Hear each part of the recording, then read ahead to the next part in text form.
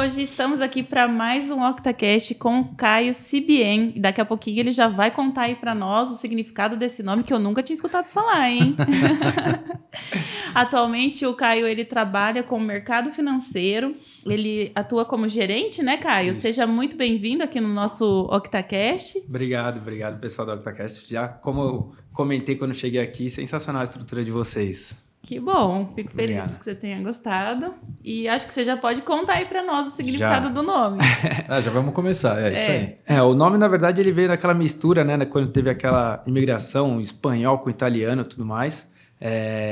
Sibien com M, como é o meu, na verdade, só tem a minha família porque erraram no cartório, então a gente somos exclusivos, mas a gente tem alguns outros Sibiens espalhados aí pelo Brasil. Inclusive até um piloto da Stock, ele utiliza é um primo distante nosso aí.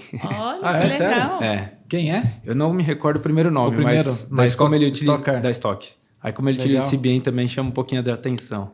Legal, cara, legal. E você está no mercado financeiro e também tem uma forte atuação aí com startups, né, Caio? Isso, exatamente. Na verdade, atualmente, eu estou recente, né? Entrei no mercado financeiro há uns 2 anos. Já ingressei nesse segmento de startups, empresas tech e tudo mais, que foi um mercado que de um tempo para cá acabou crescendo bastante. Então, os bancos começaram a olhar de uma forma diferente, começaram a criar setores para atender as empresas de uma forma que elas precisavam, porque muitas vezes as companhias tech elas iam para uma agência convencional onde tinham, por exemplo, uns comércios tradicionais que já geravam caixa e tudo mais, e tinham aquela tradição, né? Não tinha aquele crescimento, crescimento exponencial que eu digo, e a gente começou a ver que realmente a gente precisava de um segmento que olhava desde quando ela nasce até quando ela já fica no mature state, que a gente chama. Porque normalmente os bancos eles separam os atendimentos por faturamento. E aí quando uma empresa nasce de um tamanho pequeno, ela começa num segmento tal e ela vai crescendo conforme... Só que as empresas tradicionais, elas não têm o costume de crescer de forma exponencial, então elas não migram rapidamente desse segmento. As techs, às vezes, elas precisavam... Todo ano já estava migrando, mudava atendimento, precisavam de alguns produtos especializados, então a gente começou a ver aquilo como um todo. A gente deixa de olhar o faturamento, deixa de olhar os números assim, principais da companhia e começa a olhar realmente o segmento como um todo. Então a gente tem desde pre-seed ali, daquelas rodadas, daquelas empresas early stage, até o mature stage que atende já as big techs, que hoje em dia a gente chama, que são as que a gente vê e utiliza quase todos os dias aí. Porque o termo startup, ele acabou que no começo tinha muito por conta de ser uma empresa pequena, que não tinha ainda tanta estrutura, mas tinha uma operação escalável. E aí existe uma perspectiva que você vai conseguir multiplicar a receita com o custo. Exato. Sem essa alteração proporcional à receita, né? Sim. E acaba que a startup, nessa de ele multiplicar, ele vira uma big tech e ainda tem o termo startup, né? Exato. Então não é questão de tamanho. Sim, hoje em dia a gente nem usa muito o termo startup para o nosso atendimento, nosso segmento, a gente usa tech, porque realmente quando a gente fala de startup, a gente pensa naquela empresa que ainda está no seu early stage, está crescendo, Estágio tem uma empresa inicial, pequena, né? estágio inicial, exatamente. Então, a gente já usa como tech justamente porque a gente tem muita companhia grande que já não é mais uma startup. Exato. Então, é que começou pelo aquele boom de startups que teve, realmente aquela leva de muitas empresas nascendo de investimentos e tudo mais. Então, hoje em dia a gente já trata mais como tech, não como startups, né? Mas startups é uma forma que todo mundo conhece e ficou ainda. Exato. Exatamente. Até parece que startup é diferente de uma empresa tradicional, mas na Exato. verdade é a mesma coisa, é só esse lance da escalabilidade que acaba mudando. Exato. E por isso o termo tech, né? E a startup, acho que ela está muito ligada também com aquela ideia disruptiva, né? Então, quando a gente fala de um comércio, algo assim, alguma empresa que a gente não vê como startup, é porque não é uma ideia disruptiva que veio realmente para mostrar para o mercado uma forma nova de pensar. Então, pode ver que quando a gente olha as big techs aí, Uber, iFood, enfim, a gente vê que ela entrega uma solução que a gente não tinha no mercado. Exato. Então é por isso que a gente usa essa tech para quando tem quando tem uma ideia fora do padrão, vamos dizer assim, né? Até exato. aquele momento, que hoje em dia já não tem mais padrão, né? Hoje em dia... Tem um pouco também da questão cultural, que ela não segue tanto aquela hierarquia de uma empresa tradicional, né? Exato. Tem a inovação, sim. sempre baseada em alguma tecnologia, né? Sim. Que pode ser disruptiva, ou às vezes pode ser até alguma melhoria em algo que já existe, mas ela pensou de uma forma diferente. Pensou de uma forma diferente, exatamente. E o que diferencia uma startup de uma empresa tradicional hoje? Você teria alguma... É realmente essa sede delas de crescimento exponencial, é esse investimento que eles colocam na companhia sem olhar realmente uma geração de caixa, sem olhar realmente aqueles números positivos, é realmente acreditar na ideia de uma forma que normalmente um convencional acaba não acreditando, que ele espera gerar um caixa para investir mais, espera um pouquinho mais de maturidade, um pouquinho mais para poder aumentar, para poder abrir uma outra franquia, assim, uma outra loja. Então, a startup, ela realmente vem com todas as forças, ela vem querendo crescer de forma absurda em 1, 2, 3, 4 anos até... Eu acho que é aquele famoso skin the game, né? Que o pessoal fala que é realmente vamos apostar tudo, vamos fazer crescer, vamos ficar tudo queimando caixa até a gente conseguir atingir um nível que a gente quer, que muitas vezes é um nível já bem alto. Exato. Eu acho que essa diferença. Eu acho que a principal diferença talvez seja a forma a diferença entre o escalável e o escalonável, né? Exato. Do escalonável você precisa, por exemplo, se a gente pegar uma escalonável de tech, Tesla, por exemplo.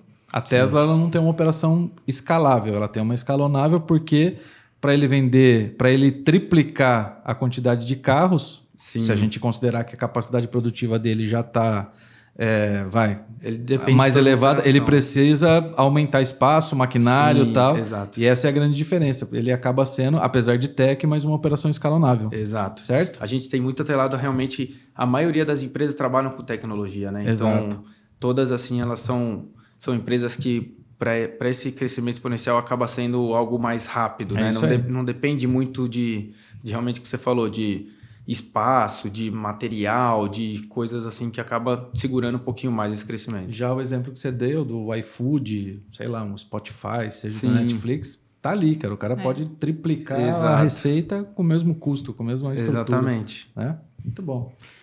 E, gente, queria aproveitar aqui, porque o Caio tá contando, tá falando aí do mercado financeiro, tudo, mas teve aí um processo de transição de carreira, né? Sim. Uma migração até você chegar aí. O Caio, ele é formado em engenharia. Engenharia? Engenharia. Na verdade, eu acabei caindo no mercado financeiro, mas eu tenho uma história um pouquinho... Passei por vários setores, comecei com a engenharia... É uma história de motivação e superação, viu? Isso eu quero saber mais.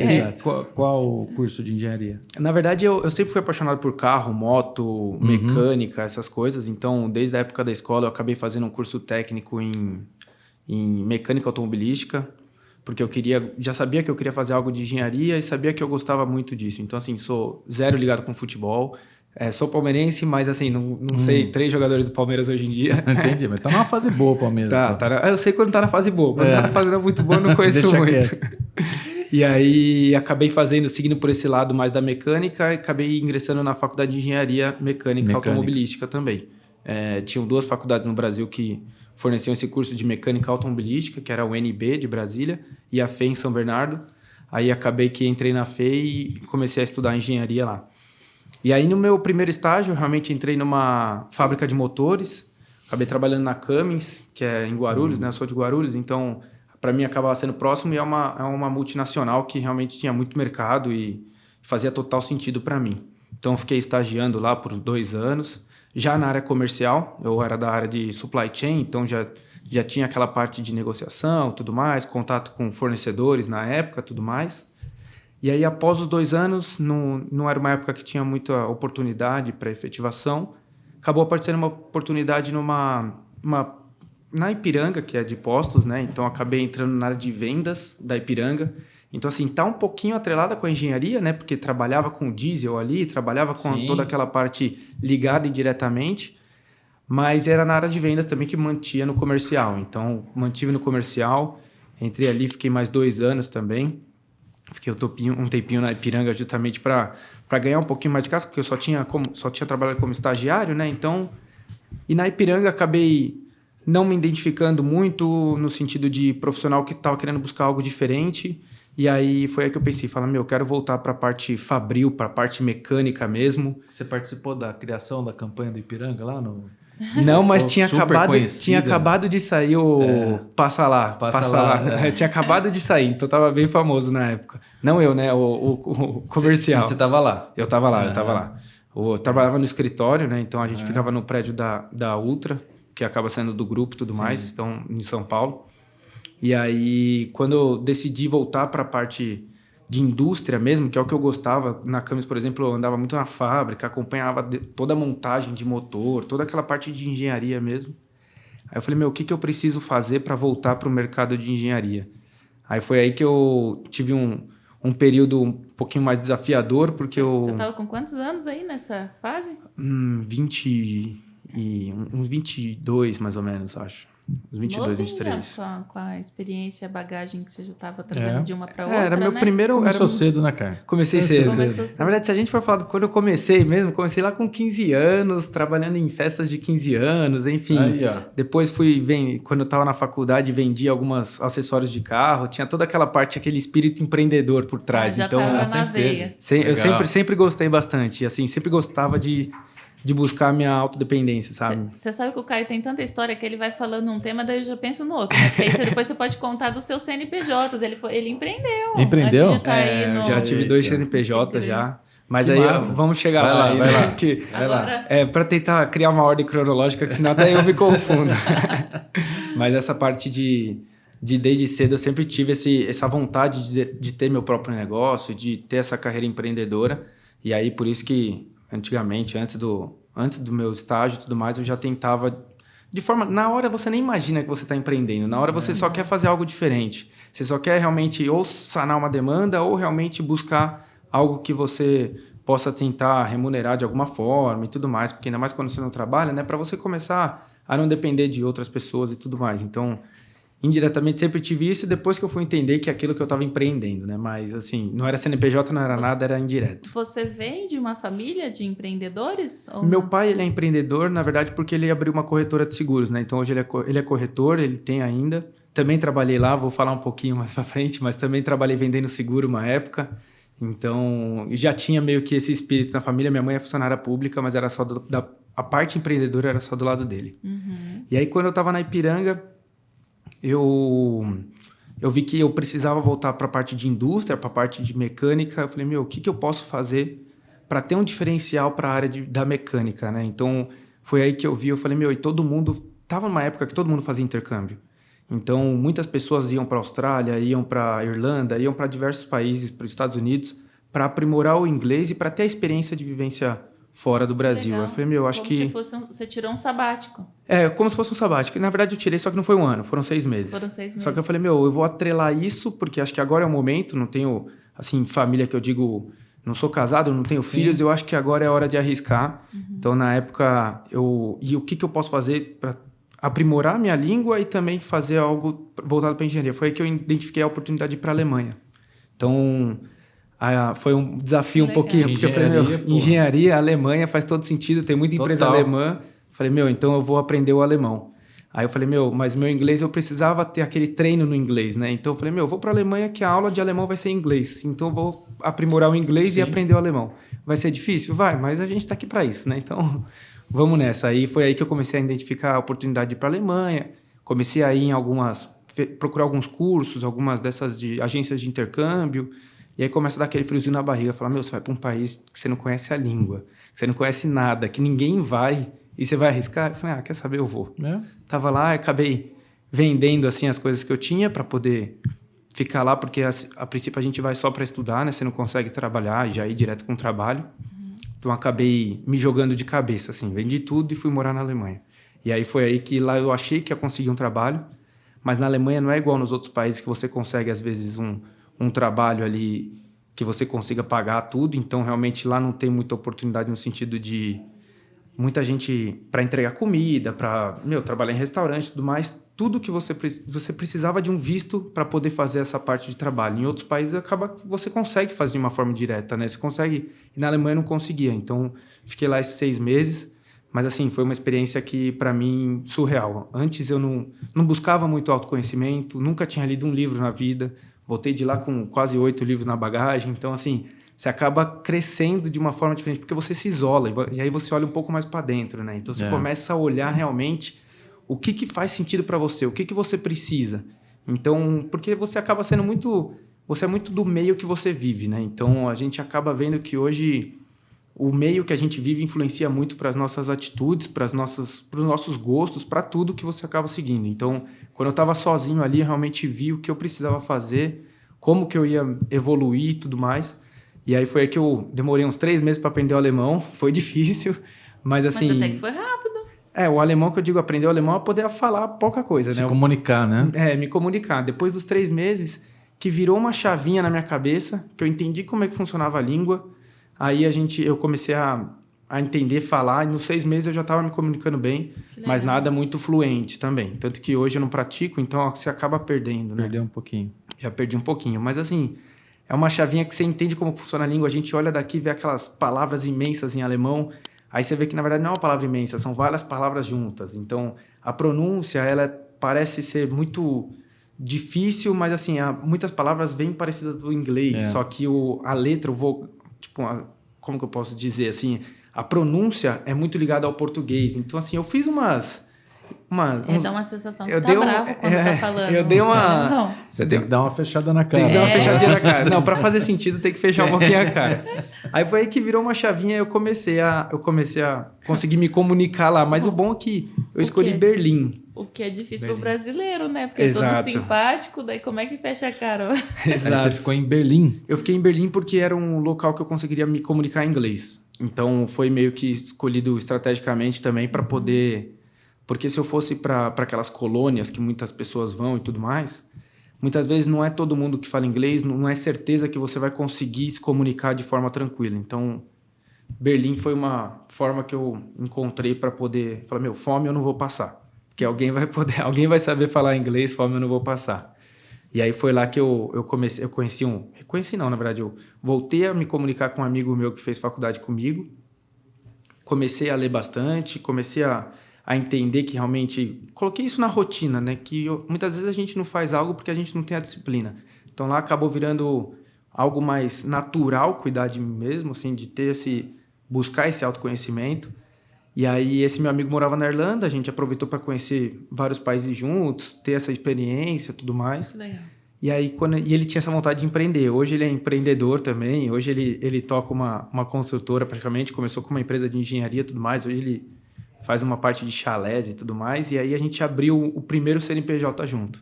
Foi aí que veio a vontade de falar, é agora, porque ele tinha essas ideias, eu também tinha vontade. Aí a gente criou um e-commerce, que na época era dropshipping, que era bem famoso, né? Então, na época, muita gente acabava escalonando de forma absurda também.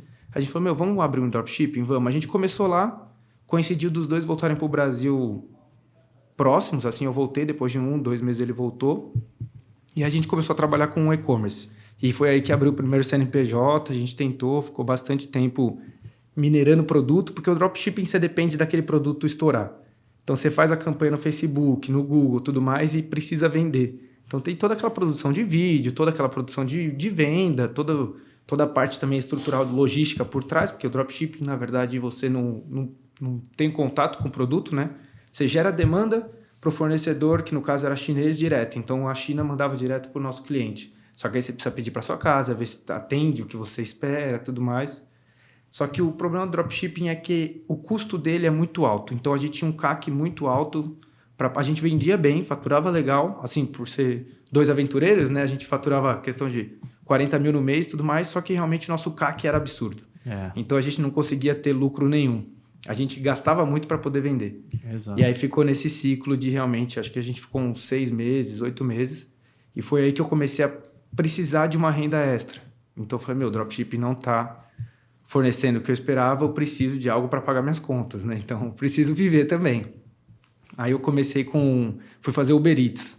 Então peguei uma bag de entregador, uma bicicleta emprestada e fui para a rua fazer Uber Eats. Então eu falei, parado eu não fico. Então eu já sempre tive essa vontade. E assim, querendo ou não, graças a Deus, meus pais tinham a condição de me ajudar com as contas. Só que eu sempre gostei de eu correr atrás. Então, ter a sua independência, né? Exato. Então aí eu fui fazer Uber Eats, fiz 4 entregas, acho que no terceiro dia, mais ou menos, já fui atropelado, perdi a bicicleta que não era minha.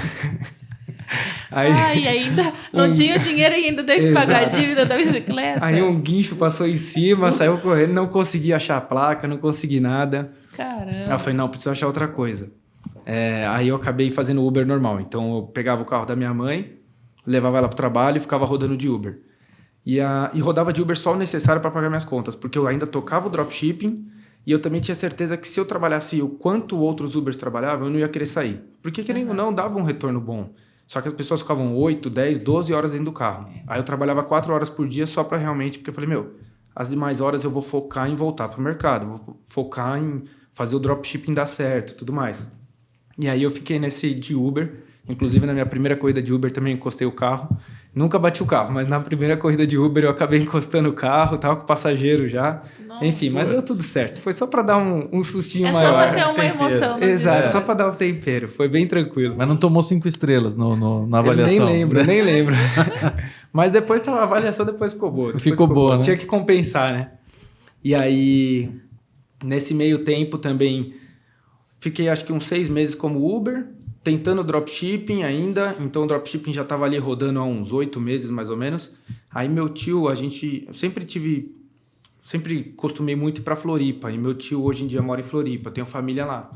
Aí ele falou, Caio, apareceu uma oportunidade, vamos abrir um estacionamento? Eu falei, vamos, aonde? Aqui na Barra da Lagoa, lá em Floripa. Estacionamento de praia, tal, no verão tá chegando. Você fecha comigo? Eu falei, não, então vamos. Mas como que vai funcionar? Eu falei, não vamos ter funcionário por enquanto. Eu e você, trabalhar em estacionamento, embaixo do sol, vamos chamar carro e vamos tentar fazer virar. Eu falei, não, tá bom, tô indo pra Floripa quando? Amanhã? Tá bom, tô indo. Aí parei o Uber, fui para Florianópolis e aí a gente fez toda a parte de limpeza de terreno, organizar para ver qual que é a forma melhor para ter maior capacidade. Aí faz uma estrutura para a gente poder ficar, faz toda a estrutura de ducha, enfim, que era um estacionamento de praia. Então você precisa atender as necessidades da praia, né? Então tinha até suporte de prancha a gente fez de madeira de forma manual, enfim, foi bem legal o desafio. Então, assim... Era um custo alto, né? Porque o aluguel você pagava no início, aí depois você tinha que correr atrás do lucro. Então, a hora que eu fui para lá em novembro, mais ou menos, a gente 10 dias começou a conseguir trabalhar, porque tinha que limpar o terreno e tudo mais.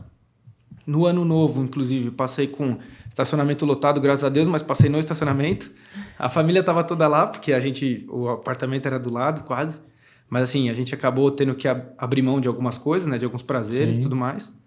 Mas no começo do ano começou a virar legal, veio o carnaval, pandemia, fecha estacionamento. Então assim, quando começou a dar certo, fecha a pandemia.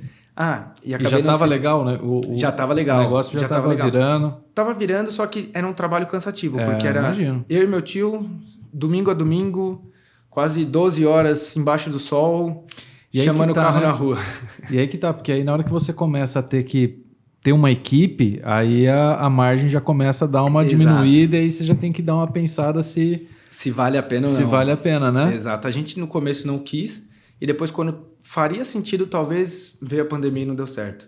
E aí o dropshipping eu tocava no começo do estacionamento, então até novembro ali eu ainda tocava o dropshipping junto, até que chegou um momento que o estacionamento estava me demandando muito, o dropshipping não estava dando retorno, a gente preferiu acabar fechando. Então... Mas e aí, por exemplo, poderia ter tentado um pouquinho mais, porque aí veio a pandemia, o dropship talvez daria certo, não? Talvez sim, mas né? eu tinha fechado em novembro, mais ou menos, o dropship. A pandemia veio em fevereiro, março. Então já tinha fechado tudo. Também meu sócio ele já estava buscando outras coisas, então... É que é um negócio complicado, né? É o que você falou. E assim, a gente estava rodando há muito tempo. Acho que um tempinho a mais não ia... A gente não teve... Não foi sorte, porque às vezes é capacidade também, mas assim, a gente não conseguiu atingir um produto que realmente vendesse de uma forma... Porque o dropship, quando você acerta um produto, o custo dele já diminui, porque vira um ciclo dentro da rede ali de marketing, né? E todo mundo compra e o seu custo continua o mesmo. Que produto você pode falar? Claro, o meu produto que mais vendeu era uma bebê reborn, que era aquelas bebês que pareciam de verdade. Mas legal. Eu vendi já aqueles... Tem umas escovas para tirar pelo de cachorro de sofá, já vendi um relógio de GPS para criança. Teve um amigo que ele vendia aquela cápsula de comprimido para crescer cabelo. Ele ganhou um dinheiro com isso também. Então... Ele ficou um tempo nisso, depois... Eu lembro que aí como que você tem essa... Porque assim, tem uma multidão de gente também fazendo a mesma coisa, Exato. né? Como que é a estratégia de diferenciação, assim, que vocês usavam ou pensavam? Na verdade, a gente minerava via AliExpress praticamente, então a gente olhava muitos produtos que lá fora ou no AliExpress era um custo baixo e realmente vinham para trazer uma impressão que ia mudar algo que realmente as pessoas iam criar uma necessidade. E a estratégia era tentar, na verdade. A gente olhava e falava, esse produto é barato, faz sentido, eu acho que vai vender. E o marketing dele, então aquele vídeo, que tem toda uma estratégia do vídeo, né? Que hoje em dia já é comum você ver em vários cursos, mas assim, você vê que realmente você precisa criar necessidade, mostra a dor para a pessoa e depois você mostra o produto que aí ela vai falar, nossa, eu preciso disso. Então, por exemplo, a da escova para tirar pelo de cachorro, a gente via que, eu mesmo em casa, sempre tive cachorro, então a gente via que nada tirava pelo e você tinha que ficar com o Durex praticamente. Aí falava, aquilo lá se passar sai mesmo, vamos comprar pra ver se funciona. Funciona, mas acabou que não... Um produto, eu lembro até hoje, que um produto que estourou, não era nosso, infelizmente, mas o pessoal assim vendeu, acho que... Eu lembro que quando a gente seguia, eles vendiam 9 milhões por mês em produto. Era um squeeze que era liquidificador junto. Então, acho que até hoje tem. E é algo que, assim, o pessoal estourou de vender na época. Sim. É algo que fez muito sucesso. Então, tinham vários produtos. Mas, assim, o marketing, acho que ter o produto certo e o marketing ali, um vídeo que prendesse... Tanto que eu falo, como que as pessoas ainda vendem algumas coisas? Eu vejo até hoje, minha mãe para no Instagram lá e fica olhando, nossa, olha esse produto. Então, até hoje, alguns vídeos muito bem feitos conseguem prender. Aí eu até falo pra ela, mãe, calma, não compra isso agora. Deixa eu ver aqui se eu encontro em outro lugar mais barato. Porque, querendo ou não, é um produto que às vezes você encontra em outro lugar, só que essa pessoa tá fazendo o trabalho de vender e muito bem feito. Então, por isso que ela acaba tendo margem um pouquinho maior. Então, a estratégia era meio que essa. Minerar o produto e fazer um marketing que faria sentido. E aí, quando veio a pandemia, voltei para São Paulo. Então, morei 6 meses na Alemanha, 6 meses em Floripa, voltei para São Paulo. E aí, eu comecei a ajudar meu pai na venda de seguros. Eu falei, putz, o Uber tá complicado com a questão de pandemia e tudo mais, vou ajudar meu pai porque a empresa dele é ele mais uma funcionária, então assim, não é uma corretora muito grande e também não tem muita parte de tecnologia no sentido dessa visão atual, né? Então a gente vê, hoje tem corretoras que fazem maior sucesso no Instagram e tudo mais, eu usava até como benchmark, mas assim, não tinha ninguém lá para fazer isso, então eu comecei a tentar vender seguro pela internet. Então, foi aí que eu comecei a criar um pouquinho uma carteira, começa com aqueles amigos, tudo mais, faz toda a parte de digitalização. Então, alguns sistemas ele não tinha, comecei a trazer uns sistemas para dentro da companhia, controles, desde toda a base, né, de clientes até a questão de controles mesmo, porque às vezes você ia no escritório aqueles armários gigantes com as pastas que você ia procurando. Pasta suspensa, exato, pasta suspensa, né? Então era tudo muito isso. E eu comecei a falar, não, vamos trazer tudo para o Excel, vamos trazer tudo para sistema. Então eu trabalhei um pouquinho na parte de seguros, apoiando ele, até o momento que eu consegui voltar para o mercado de trabalho. Não foi na engenharia, eu entrei na parte da saúde, então fui numa administradora de hospitais, porque a pandemia ainda estava em alta. Acabei entrando na parte de compras de uma administradora de hospitais. Então, a gente administrava alguns hospitais, mas a minha unidade administrava o Bela Vista, ali em hospitais públicos, né? Ali em São Paulo. Aí, entrei com a parte de compras. Na época, tinha eu e um outro comprador. Um ficava responsável por medicamentos, outro por material médico. E ali eu vi que era uma responsabilidade muito grande, que assim, se você não encontra, se você não consegue entregar no dia, independente do fornecedor, se ele vai entregar ou não, você precisa dar um jeito. É uma vida que está dependendo daquilo. Então, às vezes é um medicamento ou é um material médico que, era muito complicado. Às vezes você chegava no hospital, tinha aquele clima pesado, assim, já tinha gráficos, ainda mais no auge da pandemia, do nível de óbito, como é que estava. Então, era um clima um pouco mais complicado, era uma pressão bem diferenciada também. Porque outras pessoas estavam dependendo do seu trabalho. E não só de compras, eu digo de todas as áreas ali, né? Mas eu ali indiretamente também estava... Então, voltei para o mercado de trabalho, mas voltei na pandemia porque foi a oportunidade que eu tive. Aí fiquei 1 ano e pouco, até que eu consegui uma oportunidade no banco. Inclusive, me ajudaram assim, a abrir essas portas. Sou eternamente grato por quem fez isso por mim. E justamente, acho que o ponto principal foi porque falou, parado ele não fica. Ele tenta, tudo ele tenta. E assim, muitos amigos meus do banco, ou da engenharia, trabalhavam em banco. Então eu falei, eu acho que eu vou para banco, porque meus amigos hoje em dia realmente conseguem fazer carreira, tem uma estabilidade, tem a questão de benefício, tem toda essa questão de também o mercado financeiro é muito legal, assim, é muito gostoso de ver. Então, aí foi aí que eu acabei tendo uma oportunidade de conhecer o pessoal do Tech lá no banco, tive a oportunidade, entrei e hoje em dia estou lá há 2 anos. Então, assim, tive toda uma... Rodei bastante, né? Então, hoje... E hoje, assim, se você me perguntar, cara, eu sairia do mercado financeiro? Não. Cara, eu sairia do banco e tal? Não. Hoje em dia eu quero criar carreira lá. É bem legal porque eu tentei fugir muito de banco. Tentei para engenharia, tentei para empreendedorismo, tudo. E hoje acho que eu já encontrei, assim. Pelo menos por enquanto eu vou ficar talvez você fugiu de banco porque a ideia que você tinha era aquele banco mais tradicional, né, cara? Mas Exato. Você acabou caindo mexendo com startup e tal, e aí juntou também eu as tinha duas muito coisas. isso da engenharia dentro de mim. Eu falei, não, às vezes dá para ter oportunidade de outro lugar, dá para gostar de outra coisa, né? Eu tinha muito aquilo de ter aquela paixão pela engenharia. E eu acho que isso faz sentido também. Nunca tinha pensado, mas assim, sem ser o padrão, né? Ter uma visão mais nova do banco, acho que fez mais sentido para mim também. Total. É uma coisa que a gente faz aqui também, a gente busca também. A gente tem alguns engenheiros, independente da especialidade. Sim. O que eu gosto muito na engenharia é o pensamento lógico, né, cara? Então, Exato. Isso aí ajuda muito, principalmente em finanças, em empreendedorismo e tal. Sim. A formação em engenharia ajuda demais. Exato. A gente tem engenheiro químico, mecânico aqui, tem independente tudo. da especialidade, né? É. Eu acho que muitos outros mercados, eles acabaram captando engenheiros, porque na época que eu estava me formando também já tinha um mercado muito inflado de engenheiros formados que não estavam conseguindo ingressar na engenharia. E aí eles acabaram substituindo outras profissões pelo engenheiro por conta disso de resolver problema, raciocínio lógico, ter essa... Porque é o que eu sempre brinco, né? Na faculdade a gente foi treinado 6 anos para resolver problema. Então a gente ia fazer uma prova, eram listas de 250 exercícios que você tinha que resolver, independente de como. Então você está treinado a resolver problema, treinado a pensar rápido, achar uma solução. Você tem todo aquele... Eles vão te guiando para isso. Então...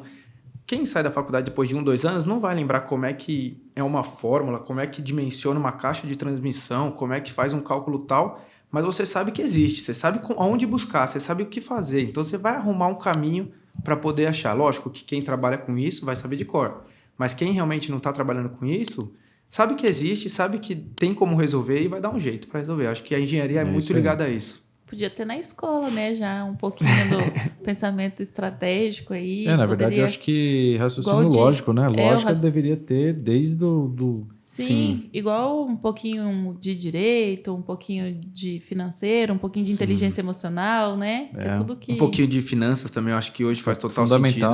Sentido. Sim. Porque eu, particularmente, quando eu entrei no banco, não sabia nada, não sabia o que significava Bacen, enfim. Tem algumas coisas tem algumas coisas como raciocínio lógico, como educação financeira, que o próprio controle emocional, né? Porque independente da profissão que você vai seguir, você vai usar essas 3 para todas elas, né? Sim, exatamente. Para todas elas. Vai levar para a vida, na verdade, Para a vida, exatamente. Até para você administrar, no caso de educação financeira, o seu próprio patrimônio, né? Sim. Então, e é incrível como não tem, né? Não tem. Eu acho que até da financeira é muito ligada ao seu patrimônio, às suas finanças. Lidar com dinheiro, né? Para você saber lidar. E hoje em dia eu acho que também aqui a gente tem muita cultura de ter esse receio, né? As pessoas têm medo no sentido de, às vezes, não conhecem sobre investimento, não conhecem sobre como administrar sua vida financeira, né? Acaba sendo um bicho de 7 cabeças que eu acho que tinha que ser algo mais leve, tinha que ser mais comum. Tanto que muita parte da população é endividada, justamente porque às vezes acaba não tendo conhecimento. Então, se tivesse já na base, realmente saber como administrar, como separar, como investir, o que poupar, o que não, enfim, acho que faz sentido. Faria total sentido. Com certeza. Tem um livro que eu gosto muito que chama Psicologia Financeira. Já leu esse? Não, esse não, mas cara, porque ele fala o seguinte, que o financeiro, você lidar com dinheiro é muito mais psicológico, é muito mais de como você passou você viu seus pais, o que você passou na tua vida, o que você tem, os vieses ali, do que propriamente, tecnicamente, você conhecer daquilo. Exato. A gente pode ter uma formação parecida e fazer investimentos completamente diferentes devido à nossa experiência, o que a gente passou. Sim. Né? Então, cara, é fundamental, tinha que ter isso aí desde o... Concordo. Não sei se do fundamental, talvez até sim, mas pelo menos matéria, do médio. Pelo menos do né? médio tinha que ter. Tinha que ter. E é muito engraçado, porque ainda mais quando você já não tem um pouco essa visão, independente de quanto você ganha, quanto mais você ganha, mais você vai gastar. Se você não tem se você não tem o conhecimento, não sabe realmente... Quanto mais uma pessoa ganha, mais ela vai gastar. Exato. Ela não consegue manter um padrão ou ter realmente tentar diversificar a renda ou tentar vários caminhos que hoje em dia estão mais fáceis, mas ainda falta um pouquinho de... Sim. E esse mesmo pensamento a pessoa que vai empreender, ela leva para o PJ, né? Exato. Mesma coisa. Exatamente. E Por aí isso que tem tem- as quebradeiras aí, né? E aí tem a mistura do pessoal com o profissional, Tem né? de Não tudo. consegue Tem separar. de tudo. Tem E bastante. ainda... Viu, você falou do livro do Inteligência Financeira, né? E aí- Psicologia Não, Financeira. Psicologia Financeira. E eu lembrei também, o Caio comentou, a gente conversando, ele tem um tipo de leitura específico, né? Só não falou... Eu, na verdade, não é muito específico, que mas é era? o que eu achei mais confortável, vamos dizer assim. Confortável, não digo pra mim, tá? Que eu me interessei mais, que foi muito de autoconhecimento e muito de... O primeiro livro que eu li foi quando eu estava na Alemanha, então é super recente, teoricamente, mas foi Hackeando Tudo, que são pequenos hacks para você conseguir uma vida mais produtiva, uma vida mais... conseguir aquela excelência, aproveitar mais o dia, conseguir buscar seus objetivos. Foi uma leitura fácil, porque são em hacks, então, se eu não me engano, são 90 hacks, então são páginas, assim, 90 ou 200, não lembro exatamente. Mas foi o primeiro livro que eu falei, nossa, acabei um livro, acho que eu consigo outro. E aí foi aí que eu comecei a buscar, então, como o poder da ação, o poder do hábito, o agora, o poder do agora. É o poder do agora. Então, são livros que realmente, normalmente, muita gente entende como autoajuda, né? Mas eu vejo mais como autoconhecimento também, porque acho que são livros que você tenta buscar uma evolução. É que eu, Caio, não gosto muito de histórias, de contos, tudo mais. Eu sempre busco, então, O Segredo da Mente Milionária. Tem diversos livros ali que eu tento seguir. É um padrão meio que voltado a realmente autoconhecimento e desenvolvimento pessoal. Inclusive, o poder da agora, o poder do hábito eu utilizo até hoje, que ele te mostra como que um hábito funciona, seja ele bom ou ruim, né? Então, não sei se já tiveram... Eu li Hábitos Atômicos. Hábitos Já leu? Atômicos? Não, esse não. Muito bom também. Muito não- bom.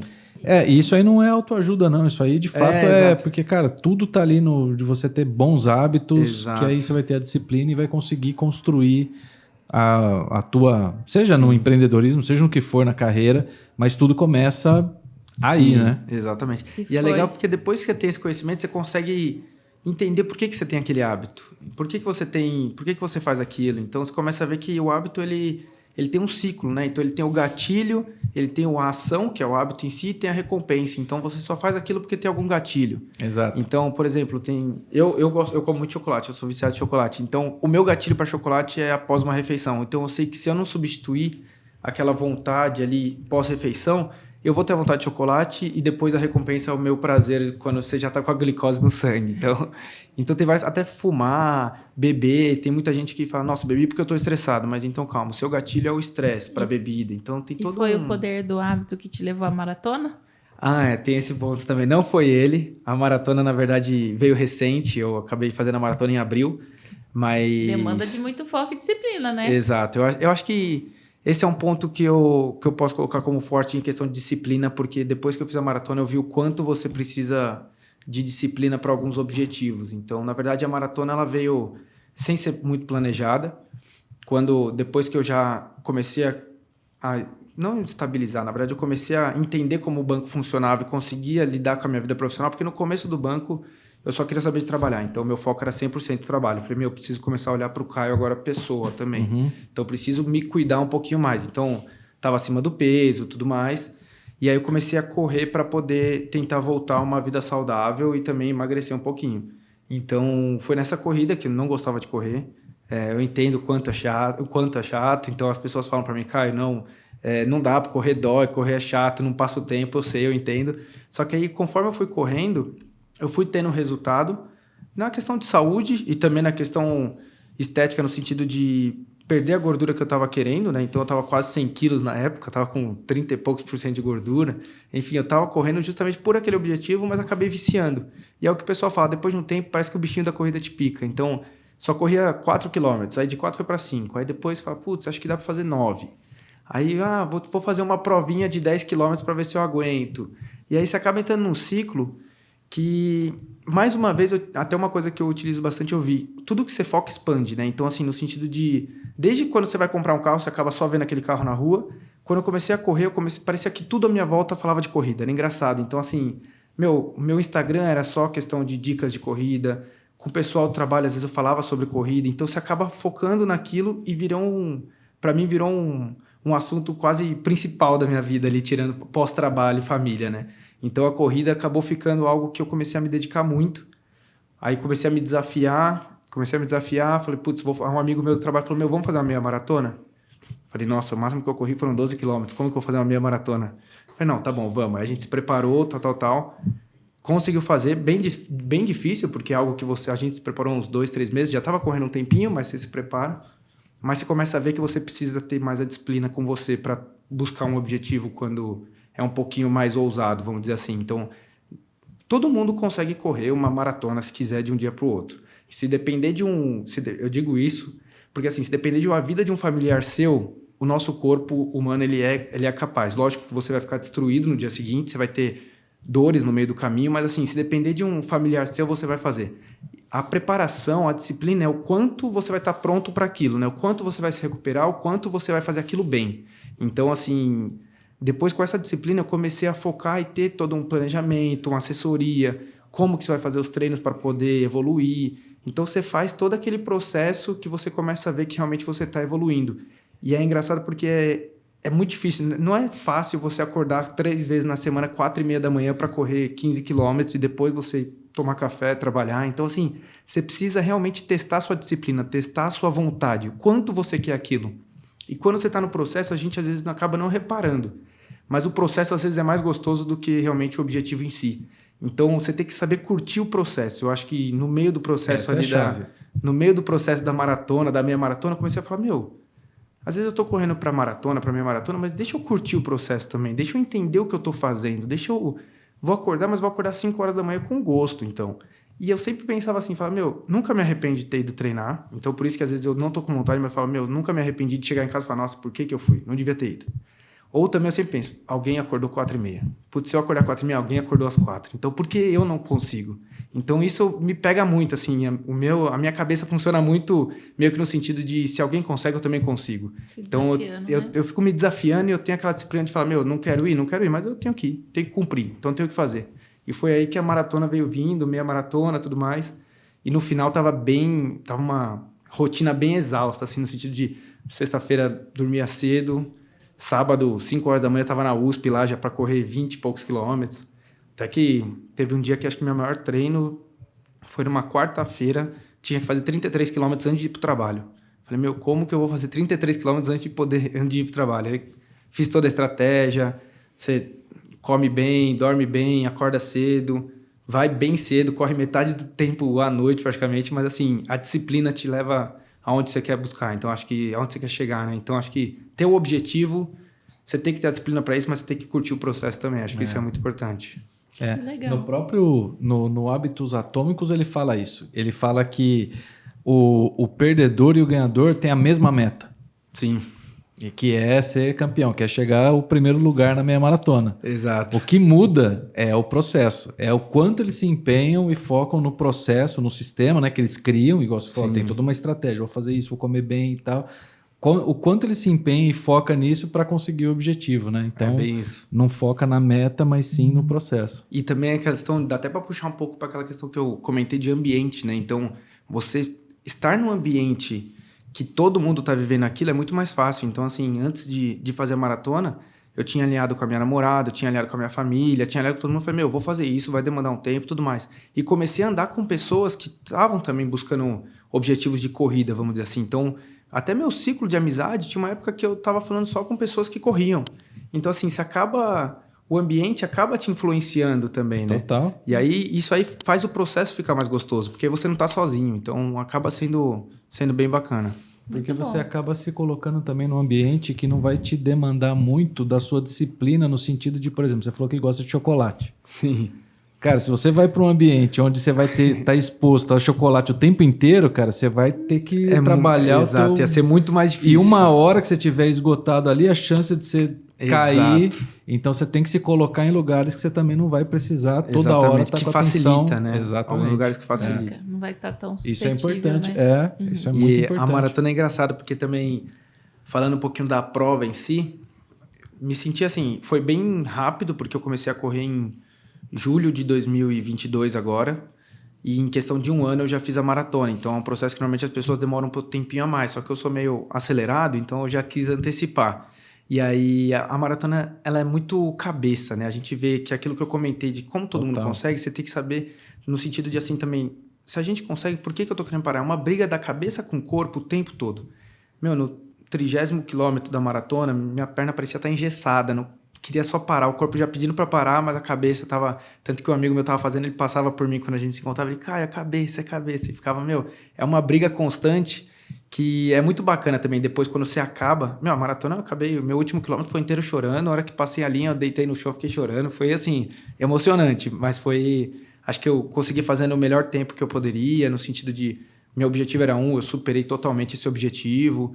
Acabei bem, depois, assim, não tive nenhuma lesão, nem nada, por conta do processo, da preparação. Que legal. Então, acho que esse desafio da maratona, ele ensina muito disciplina e realmente o que dá para fazer o que a gente quer. Então, é muito questão de cabeça. Eu acho que é muito legal ver por esse lado também. Dicas Quantos valiosas. quilômetros são a maratona? 42. 42 quilômetros, 198 metros.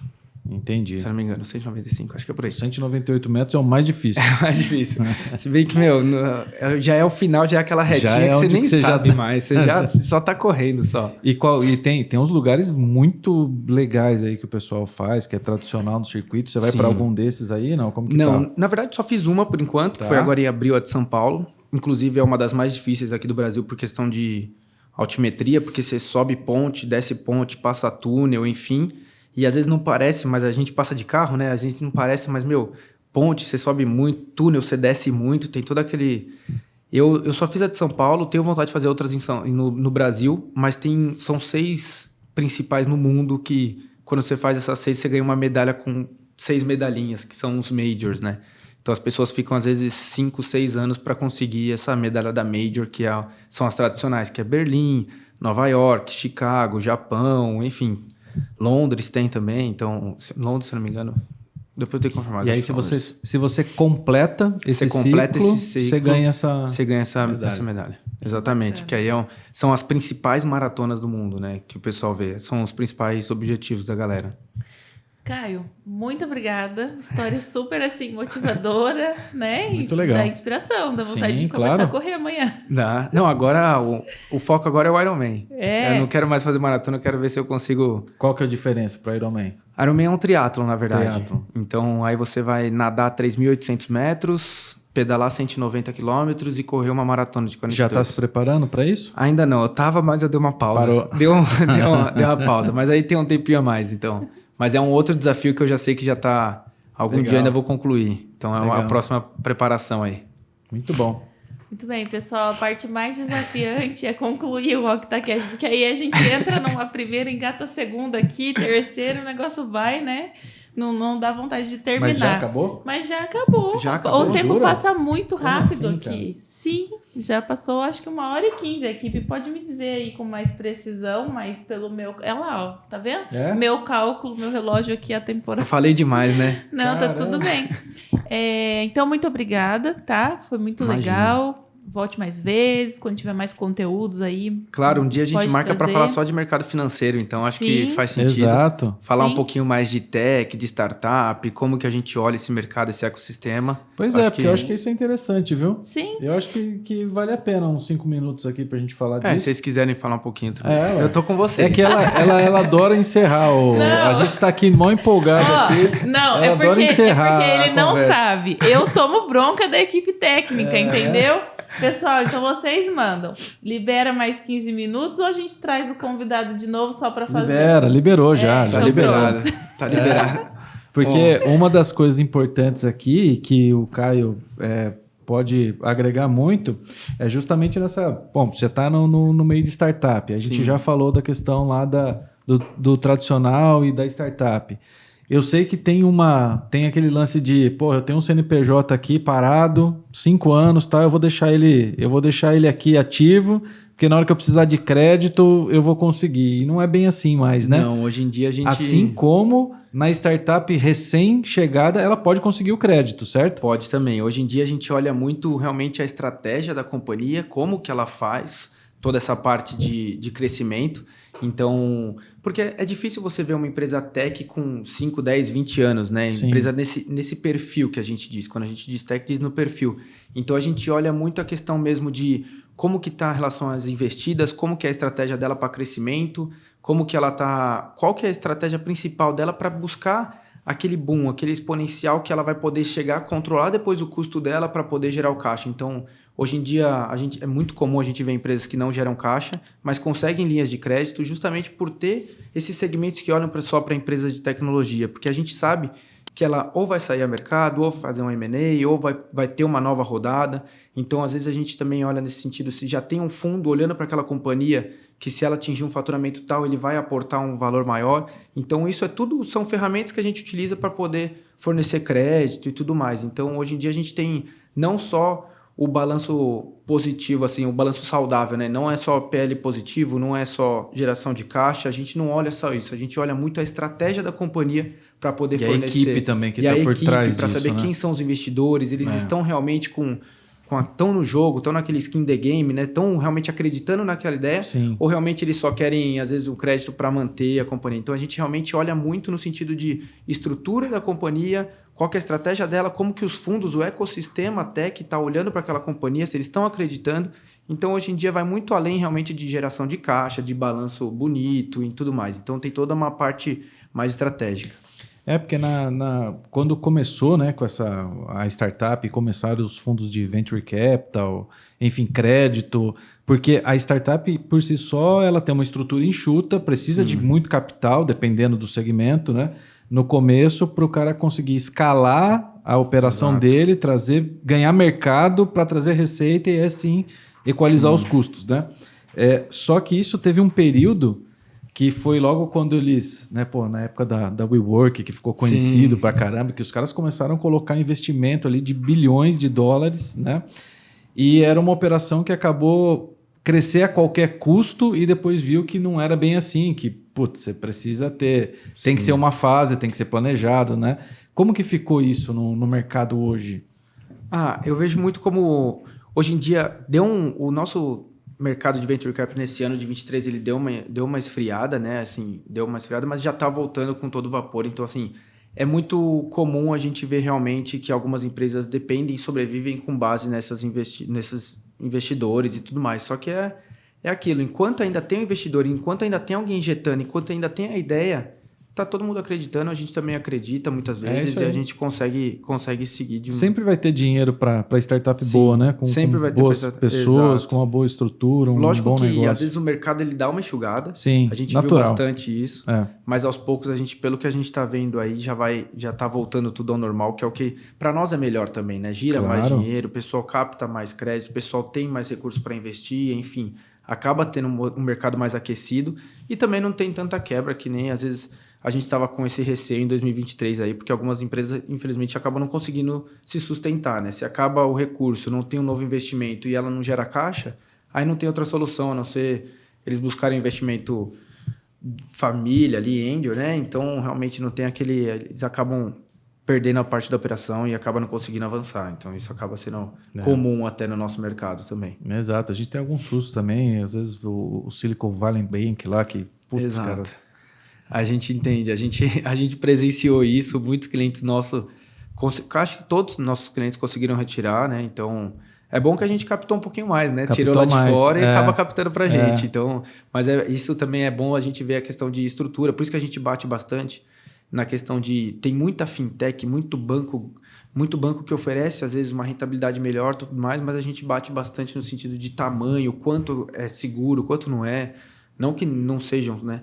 Eles não sejam seguros e tudo mais, mas assim, querendo ou não, às vezes um banco multinacional mais robusto, ele é mais difícil de quebrar do que um banco menor ou uma empresa menor, né? Então, a gente viu isso, ninguém imaginou que ia acontecer isso com o Silicon Valley, né? Pelo menos não nós aqui que não tínhamos informações nenhuma. Cara, porque foi uma surpresa, foi uma né? Surpresa, foi uma erro de estratégia ali que aconteceu, né? Que fez a colapsar ali. Exato. Ninguém esperava. Até acho que um mês antes, alguma coisa assim. Tava tudo normal. Tava tudo certo, com reconhecimento, tinha ganho prêmio e tal. E 1 mês, 2 meses depois, a gente não quebrou. Imaginava também. Que coisa, né? Exatamente. E nessa parte de ainda porque lance de crédito, avaliação, isso é algo que, para startup é meio que, cara, não tem como você separar isso, né?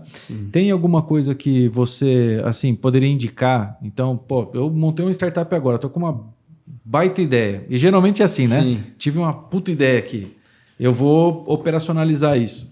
O que eu devo seguir? O que eu devo me preocupar? Ou para uma empresa já que está no early stage, né? Começando, fazendo as primeiras vendas. Tem alguma coisa que, pela tua experiência, você pode compartilhar com esse pessoal? O que a gente vê assim para facilitar o crédito, você diz? Isso, exato. O que a gente acaba valorizando bastante é ter a parceria realmente. Então, assim, a gente não gosta de ser um banco de crédito, a gente gosta muito de ter a parceria, ter o dia a dia do cliente, ver a transacionalidade, apoiar ele em todas as frentes, não só em crédito. Então, a gente não acaba não gostando de ser um banco só de crédito, onde a empresa vai, toma e só usa a conta corrente para pagar a parcela. Então, a gente gosta de estar 100%, que a gente chama de ter um cliente vinculado, né? A gente gosta de estar presente nele, no dia a dia mesmo, ter o investimento, ter a transacionalidade, ter a questão de boleto, cobrança, pagamentos, adquirência. A gente gosta disso, de ter o cliente, assim, mostrando que tem essa parceria. E também eu acho que faz todo sentido quando a empresa, se ela ainda não tem um faturamento, se ela ainda não tem uma receita expressiva, ela buscar algum fundo, buscar alguma rodada, mostrar que o mercado está olhando para ela, que o mercado está acreditando nela. Ou às vezes não só um fundo, mas às vezes até realmente uma pessoa física que ali fala, a gente tem um sócio investidor que vai colocar um valor tal. Então a gente olha muito para como o mercado, o ecossistema até que está olhando para isso, como que ela se mostra para os outros, e também essa questão de parceria quando a gente está falando mais de um relacionamento do banco, que a gente fala muito de relacionamento ganha-ganha, né? Então, assim, a gente gosta de ter aquela proximidade com o cliente, a gente gosta de estar próximo. Acho que é um pouco disso, desses dois pontos. Muito bom. E aí? Ela tá senão eu já vou entrar no Open Finance aqui também. Não, pode já entrar vai no Open Finance que dá tempo, e aí depois eu acho que aí tem a questão das baterias, dos negócios aqui, entendeu? Pra gente não ser cortado no meio de surpresa. Entendi. É só por isso, é uma prevenção. Tá, então só pra gente concluir então. Pode ser? Sim, claro, entra aí no Open Finance. Mas de Open Finance, dessa onda toda que tá vindo, a gente também tá trabalhando muito aqui nisso. Como que você vê esse movimento? Cara, eu, Caio, assim, olho como algo positivo porque o mercado já está olhando isso muito, né? Então, assim, acaba até tendo clientes que trabalham com isso. Então, eu acho que quando lançaram essa ideia de Open Finance, muitos não souberam trabalhar porque a gente vem, até como pessoa física, se você compartilhar a sua conta com outros bancos, a gente vai poder te fazer uma oferta melhor e tudo mais. A gente não teve esse retorno, então a pessoa física não identificou isso. Mas hoje a gente já tem empresas, no caso startups, fintechs, que estão fazendo isso pelos bancos grandes. Então, assim, inclusive eu tenho um cliente que realmente ele faz toda essa parte de estratégia para poder fornecer novos produtos. Então, eu acho que foi um boom muito grande, mas o mercado ainda não estava pronto e as instituições também não estavam prontas para utilizar aquela ferramenta de forma certa. Assim, de produtiva, na verdade, porque a gente precisa, se a gente está abrindo mão de uma privacidade para ter realmente essa conexão entre todas as instituições, mas a gente precisa ter algo em troca, a gente precisa ter o melhor produto, mas foi uma coisa que o mercado não entregou. Então, eu acho que assim, foi um boom que ainda não surpreendeu o mercado, mas eu acho que aos poucos o pessoal está olhando, está entendendo o que não funcionou para poder funcionar. Está construindo. Eu acho que ainda tem muito para evoluir. Sim, sim. Eu acho que é um Com pouco certeza. disso.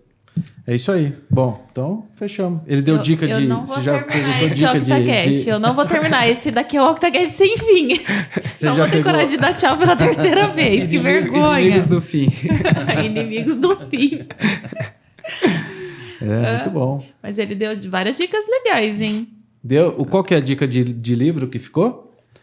Uai, porque você falou alguns, ele falou né? alguns, Eu falei né? alguns. Mas para deixar na descrição, porque geralmente a gente deixa ou o filme, ou o livro, ou os dois.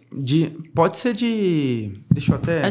De livro, então. Vamos deixar um de livro. Sim. Você falou o poder ele falou bastante do poder do hábito, né? O poder do hábito é um que me marcou bastante, mas tem... Pode deixar. Não, tem uma dezena, o poder do agora é uma... Do agora. Do hábito é o que eu comentei bastante, mas o poder do agora é para quem já tem uma leitura, eu acho que faz você refletir bastante também. Esse tem aí na nossa biblioteca, viu? O poder do agora ele é um pouquinho aí. mais pesadinho, mas ele é legal também. Sim. Muito bom. Então, Caio, Agora fechou. Agora fechou de verdade. Muito obrigada, Imagina, viu? eu que agradeço. Obrigado. Desculpa que eu falei um pouquinho demais Que aqui. isso? Não, trouxe bastante conteúdo Foi bom de valor. demais. É isso aí. Foi muito bom. Valeu, Perfeito. Caio. Obrigado. Obrigado, hein? Até mais. Valeu, pessoal. Até. Tchau.